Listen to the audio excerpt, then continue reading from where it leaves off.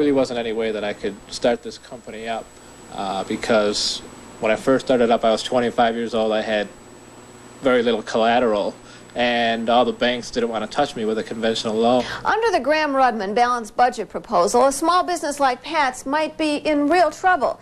You see, the Small Business Administration is most certain to be cut back or eliminated under the proposal. The Graham Rudman amendment calls for major cuts in the federal budget deficit.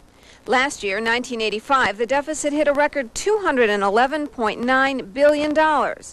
But the bill would call for a reduction to $180 billion for fiscal 1986, the year that just started in October.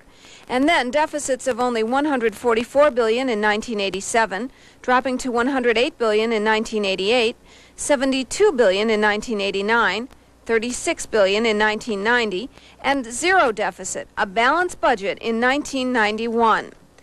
If Congress cannot agree to vote on specific programs to be cut, the spending cuts will be made automatically across the board starting next March. But some programs are sure to be cut more than others. That's because more than half the budget has been made exempt from any cuts. Those exempt portions include $202 billion in Social Security spending, $143 billion in net interest on the national debt, and $70 billion in social programs such as food stamps, SSI, and child nutrition, all of which Congress has placed off limits. Another section of the budget would be allowed only limited cuts of 1% to 2%, programs like Medicare. And that leaves the major cuts to defense and other non-defense discretionary programs, things like federal pensions, foreign aid, NASA, the Energy and Agriculture Departments, education, and the Small Business Administration. So you can see that cuts in defense and all those other programs could be huge in order to get the deficit down, as the Graham-Rudman amendment would require. Or those automatic cuts, or else a big tax increase, may be the only way Congress can get the budget under control.